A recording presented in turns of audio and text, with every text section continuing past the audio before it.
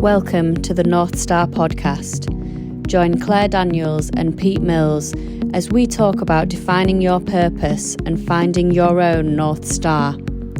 We'll be talking about inspiring stories, career highlights, and celebrating Northern businesses. Thank you for being part of our journey. We hope you enjoy listening. Hi everyone, and welcome back to the North Star podcast. I'm Claire. I'm Pete. And we're joined again by our amazing guest, Sarah Foster. So welcome back, Sarah. Thank you. Hi everyone. And thank you for joining us again. So we spoke about so much in the last episode that we absolutely knew we needed to do a part two, and wanted to dive more into. And, let's just get straight into it. You were talking at the back end of the last episode about B Corp, and one of those things being really focused around the planet and being a better business.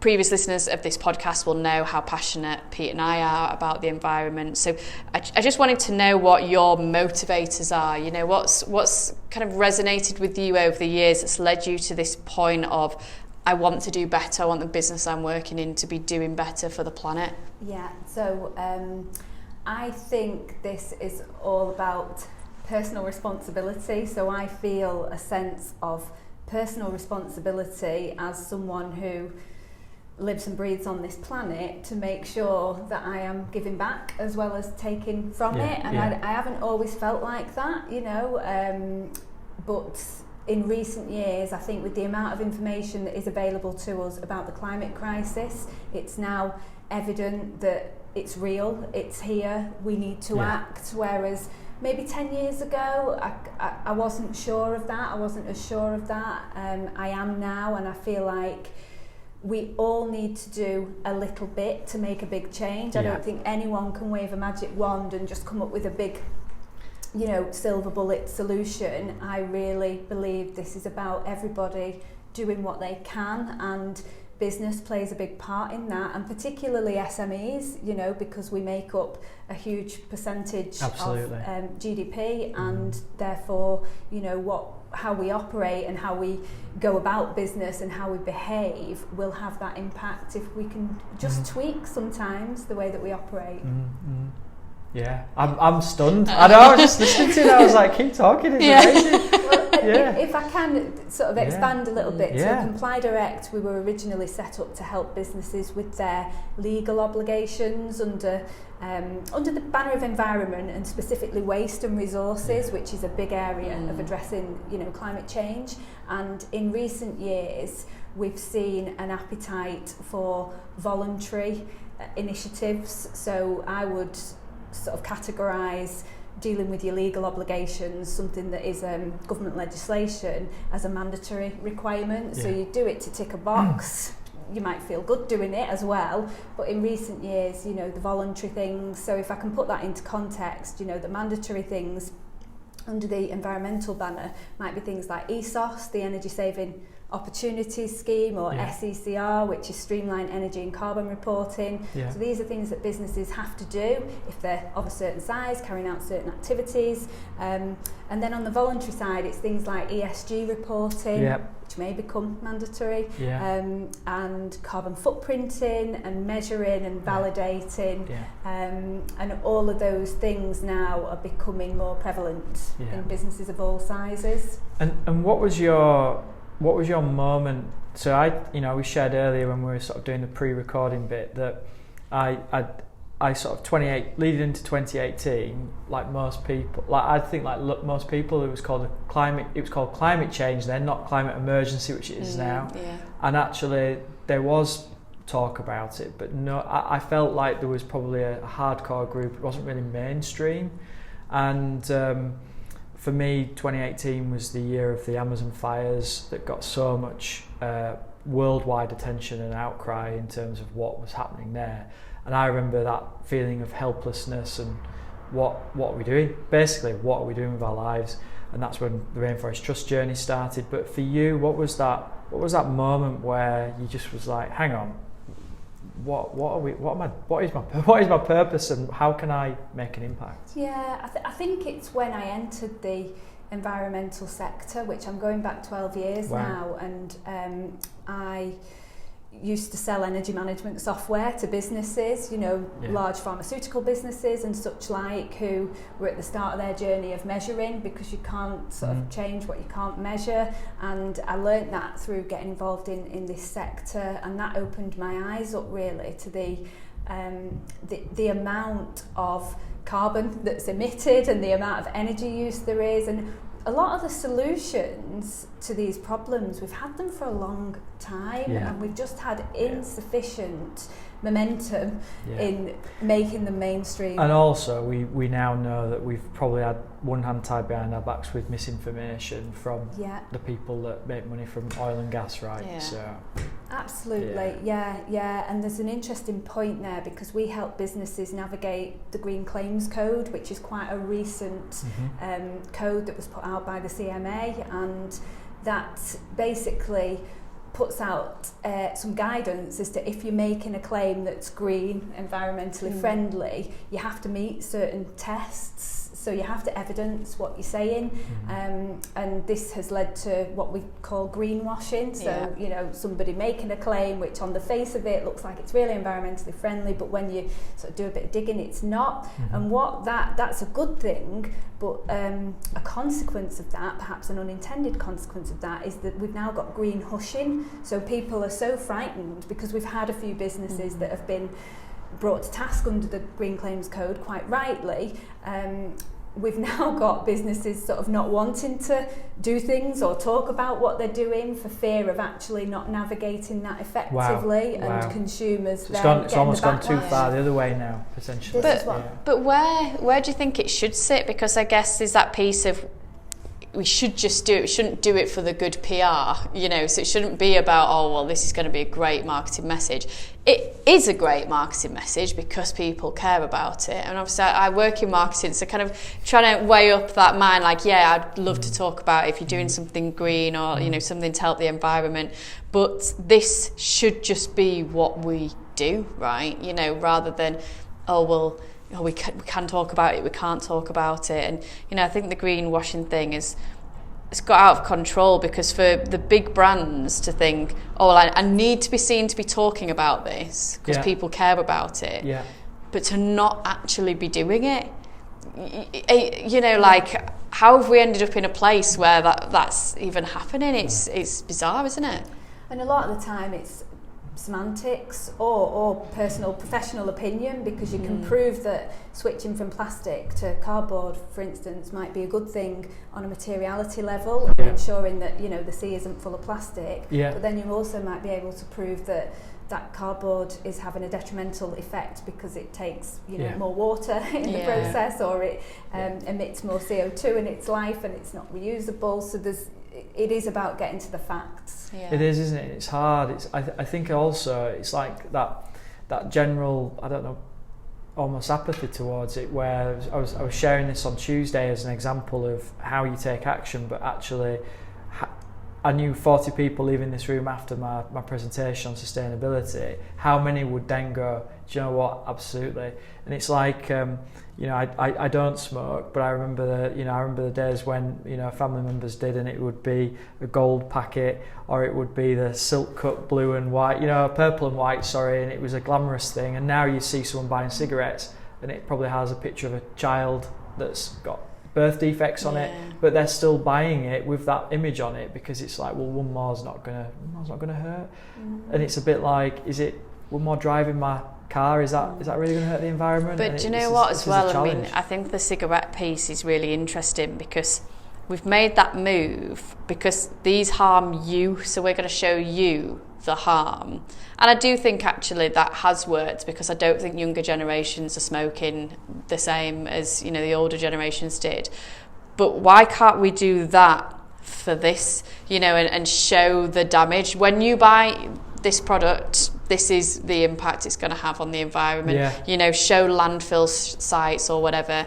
I mean, my journey into the environmental piece was mainly driven around my passion around ending animal cruelty, and I always thought, why can't we have on the products that are tested on animals, the animal testing pictures? But yeah, that's always bothered me. You know, like, well, we've done this, gone to that extent for something that's going to harm people, but what about something that's harming others? So yeah, it's harming animals. Or, I mean, I could get on my high horse here as my kind of vegetarian, vegan type person. You know, I think, well, this outcry that we always show all these pictures of happy cows on products that use dairy, and the cows actually aren't that happy at all, and you know, whatever it may be. But we've just lived so long in a society where people have walked around wearing a blindfold, and I think it's taking that off. But a lot of people are still like, nope, I don't want to see it, and you know, they don't want to know. Do you know, and I think there's something interesting here, because we talk about sustainability, and for the first part of this conversation, we have predominantly talked about the environment, but there is also the people element, isn't there, of actually how are we just going to work every day, and what is the working environment. And I was talking earlier about pre-record about the recruitment business, which is trying to raise standards in social care, because it's really hard to recruit, it's really hard to retain. And the reasons is that it's just not very well paid. I'm better off driving an Amazon van than I am actually looking after an elderly person or someone with learning difficulties. I mean, what's wrong with us? It's the social value of that far outweighs, you know, the monetary element that's involved. So from your in your business then, and obviously we've clearly on an environmental mission with what you're doing, you help over 1,700 businesses navigate that, which is amazing. And so from a people perspective and sustainability, how are you addressing some of those things? So this is really exciting for us, because going through the B Corp journey has forced us to think about that. So we can have a direct impact on customers. You know, we can help them reduce their carbon footprint, we can help them make better decisions in terms of the packaging they use or the electrical equipment that they import, and we've been doing that for years, so we can have a direct impact. But what we want to do moving forward is have more of an indirect impact. So even businesses that don't work with Comply Direct, we want to lead, inspire and educate them. So our vision is to lead, inspire and educate for environmental and societal gain. So just yesterday actually we held our first event, which we funded. It was free, and people came along to hear about initiatives like the Better Business Act and the CEE bill, the Climate and Ecological Emergency Bill, and things that they can do for their people and for their infrastructure and their customers and suppliers to play a small part. Because I think, linking back to some of the analogies, you know, to do with smoking, and we kind of outcast anyone who smoked after a certain period because it was seen as the bad thing to do. I think we need to be careful with the climate topic not to preach. So there's nothing, as humans, we're just conditioned, you know, we don't like to be preached at and we don't like to be told. And that's human nature. So I think we need to inspire and encourage people, and even if they just make a small change, you know, we talked about vegetarianism, and eating less meat is definitely better for the environment, there's no question. It's a huge leap for a carnivore to go from where they are today, someone who loves steak, to vegetarianism. But you know what, they can do meat-free Mondays, and that's not going to impact their life, and then from there they might extend that on. So I think it's about baby steps, but isn't it? All of us together making those steps. And I think it's an important piece to raise, because there's potentially that part of people don't know where to start, so they don't start because they don't know what to do, or whatever I do isn't going to be good enough. And they just think, well, it's never going to be good enough, it's never going to make a difference. I always compare it, like when people ask me about being vegetarian and they challenge whether it's going to make a difference, I always say, well, do you vote? Because if you think your vote makes a difference, then anything you do with your life as person one does make a difference. So that's what I always try and live my life by and align my values to, is that what matters to me and what are the differences I can make. And the difference I can make might be different to the differences you can make and the differences you can make, Pete. And I think that's what I'd love people to be able to take away if they are conscious about it, but they don't know where to start. It's like, but what could you do? And that will make a difference, because all these little things add up.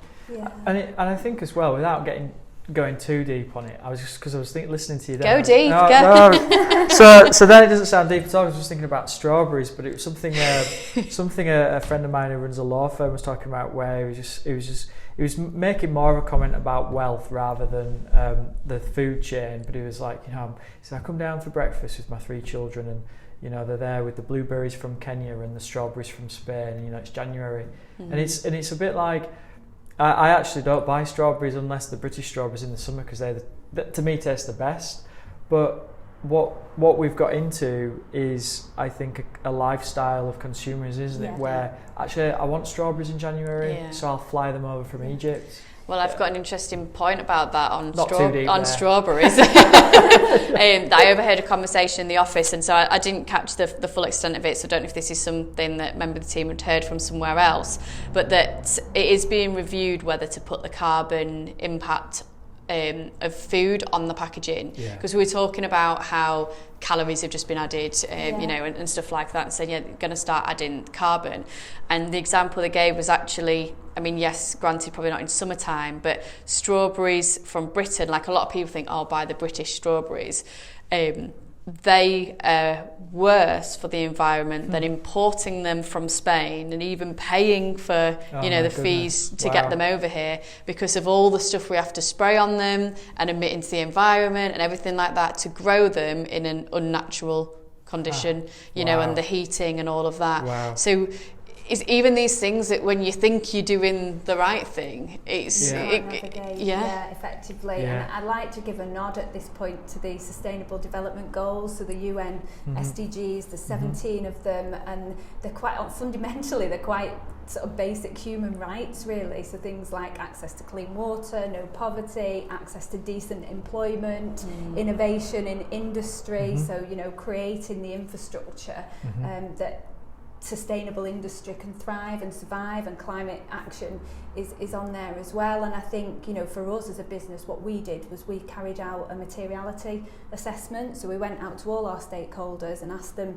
to rank and rate which of these things were important to them and why, and that allows us then to focus our efforts on the societal impact we have in the areas that are most meaningful to the society that we operate in and we serve. And I think if you are of that mindset where you're not doing anything because it's overwhelming and you're not sure where to start, if you review the Sustainable Development Goals and think about how you can make some even small changes in your own life to be in support of those. And then I think the other thing that you touched on really was the circular economy. So thinking, we have lived in a consumer rich, certainly in the UK, where we are a consumer rich society for decades now, and we've been measured, success is measured on the car that we drive, or how much stuff we have, or the size of our house that we can put all the stuff in. And we need to stop trying to measure up to that, because we don't need all this. I look at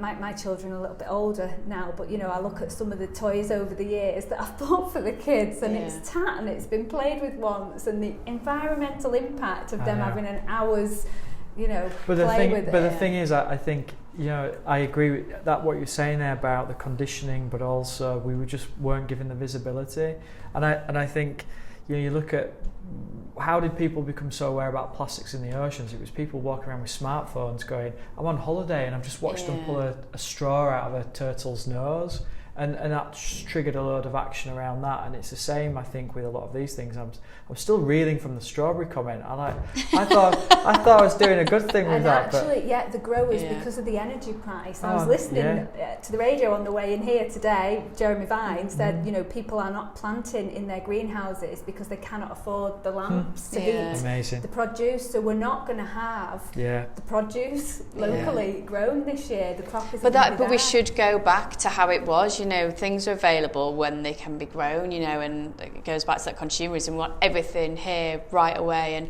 I was thinking when you mentioned about the kind of plastic toy of, I would love that maybe everything that gets produced has to say what will happen to it when it's gone. Yeah. So like this product cannot be burnt, you know, or if it is burnt, it will emit this into the environment. Yeah. This is how long it will last, you know, it will not biodegrade, it will not, you know, so you get a real understanding, and we should be looking at that on the back of our packets of anything, or any on the label tag or whatever. This is how this was made realistically, and this is its life after you've got it, because that's only a short part of any product's lifespan. When you own it, there's all the manufacture before and all the life it's gone on to have after. I mean, I totally agree that we don't need as much stuff, and I'm going to be moving house soon, and me and my husband have been rented for the past 2 years, and we've just got a room of stuff that we've never unpacked, and in my mind, like, we don't need any of it. But also I'm now conscious, I'm like, can't bin it. What we're going to do about it, you know. Vintage and Depop and eBay even, you know, love them or loathe them. The reuse market. We have, locally to me now, we have a repair cafe that's there every second Saturday of the month, and if you've got an electrical appliance that's no longer working or you no longer need, they'll pack test it and they'll find a suitable onward home for it. And I think that's the trick, is the reuse market. We don't always need new. So from an advice, so like listening to this, and obviously we've gone around, and I think we've kind of, I'm worried now about my strawberry intake and everything else. You're not going to get them this year. No, they're environmentally unfriendly, but positively, and we talked about this in the pre-recording, where we were saying that there is, I think the sea change has happened, and now we're all sat here having this open discussion about it.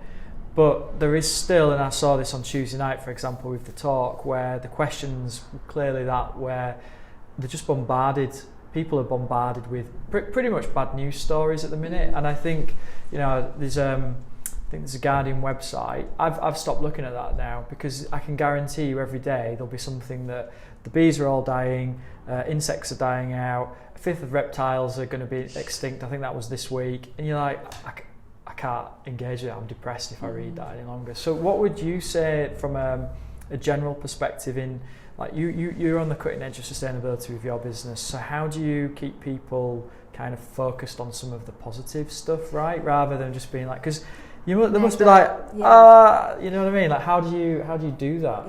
Well, I genuinely believe that most people, you know, operate from a place of good. I'm an optimist about that, just as I think most people come to work to do a good job. I think most people want to live, you know, a good life, and so I do think that humanity will prevail, and I believe in that. I think we need to give our heads a wobble and feel better now. I feel like prevail. But there's so much, and I think it's the younger generation, and you know, we've touched on it. This is really meaningful to them, and they can see some of the errors of our ways in our generation. And I believe that each generation supersedes its previous one. You know, and my children sort of attest to that. They're doing so much better in life at their tender age than me and my husband were at that age. So I do think we evolve continually, and we need to keep evolving, researching, trying new things, putting faith into new technologies. And I also think that governments have a part to play, and we have a bit of an issue with that, because not to get too political, but no government's really in long enough in power to set an agenda for the long-term greater good of the planet. And also, it's hard, isn't it? Not, as I say, being too political, but if you're do that. Do you see that? That was my rewind. But also, like, what you see where politicians they're backed by business. Yes. You know, William Hague, I remember being on the board of JCB, for example. Is he going to stand up and say you shouldn't be using that oil in tractors and diggers? And JCB, it's topical that you mention them, because I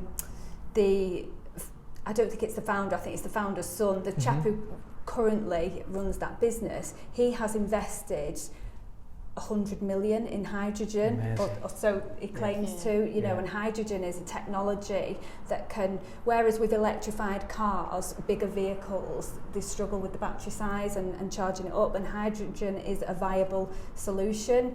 And he's not done that through incentive from government, he's done that because he believes, but he's not done it really listening to him from a sustainability perspective either. He's done it from an engineering perspective because he knows the market will demand this, so he's getting ahead of the curve. And I think we need more of that. We need more big business and big infrastructure, putting the money where the mouth is and doing the right thing. Yeah. It's like Pete and I are both supporters of the Rainforest Trust, and they always say, you know, they've got this billionaire who he match funds everything they ever take in, all the donations. So there are some good people out there, you know, always like, I wish I knew who it was. But, you know, he doesn't feel, he or she, sorry, God, that's a... Yeah, there you go. Straight away when... Unconscious bias, it must be a rich US billionaire man. Yeah, that's what got in my head. But... yeah, that not everyone feels the need to be in the limelight, and they're just happy to do their, you know, be there and do good. And, you know, what I would like to do as our takeaways from this, to leave people to think about, is maybe if we all share what we think could be like some things that people could do, you know, those small changes that we speak about. You know, what would be yours, Sarah, if someone's listening to this and it was like, what's the small changes either that they could implement personally or within the business? Yeah, well, I'll do one of each. Can I do one of each? Yeah. So personally, I think it's the reuse market. So when you need to buy something new, check. There's loads of little groups on social media, you know, buy, sell and swap groups. Check whether you can get what you need from a secondary source rather than buying it new. So from a personal point of view, I think that's huge. And if we all did that, it'd make a really big impact. And then from a business point of view, I think it's about engagement. So have a policy, talk about this stuff, invite someone to be your environmental champion. It doesn't matter the size of the business, this will work, that is responsible for talking to people, gathering views, turning the thermostats down on the radiators from, you know, when needs be, encouraging sharing vegetarian recipes amongst your staff. Get one or two or however many champions in your business talking about it and normalising the conversation. Amazing. I'm truly inspired. Yeah, the environmental champion, because I thought that, and then I was like, I was thinking that. No, but it's so good. Nobody's so true. Yeah. What about you, Pete? What would you say people could do? I think the point plan is interesting. So what I was saying on Tuesday, I keep saying about Tuesday, but I did a talk on sustainability, which was look inward first, look at the people and how there's no point, and I think you said this on an earlier podcast, there's no point saying we're doing this for the environment if, quite frankly, you treat people poorly inside the business. Like, it's long hours, not rewarding people, not part of the journey. So I think it's the inward piece first, and then you start looking out, because then I think I'm talking as a business owner, but then you're empowered to look at the outwardly, and how do you then make an impact like that? So for me, my anchor is the Rainforest Trust. I can talk about that all day long. I absolutely love it. You know, Barcelona, we're flying to Barcelona, a number of us. We're doing a stand for 3 days, but anyone who signs up on the stand, we're donating 1 acre to restore 1 acre of rainforest. Oh, right? That's amazing. So we've got it in, and that's part of it. And yeah, you might say, are we trying to, you know, greenwash or whatever? It was like, no, we recognise that we've got this opportunity in Barcelona, and it will have an impact. It will have an impact on the environment. So what can we do to kind of mitigate that, or to show that we understand that? And like you just said about big businesses needing to kind of say, well, how can we make plane fuel more efficient or whatever? So yeah, that's my take on it. And do you know what, I think that's amazing what you're doing with giving the acre back. And for me, I think it's about making sure that your business is always aligned to your values. And, you know, I know my values run through the business, and you want to make sure you're taking people on that journey with you and finding those people, which links back to that environmental champion piece. Find those people who are passionate about the same values, who want to make a difference. And you're always going to do better business when you do that, when you align a purpose to your business as well, and you live by that. And yeah, the personal piece for me is, I'd say, eat less meat. I'm vegetarian, so yeah, I might be biased, but it's true. I've got a meeting with a vegan in 10 minutes as well. Someone I've not seen for 8 years, but I met him, and I was pescatarian at the time and went out for dinner with this guy, and I never ate fish again after that. So it was an inspiration. He was, great. Yes, absolutely. So I might be vegan in the next episode.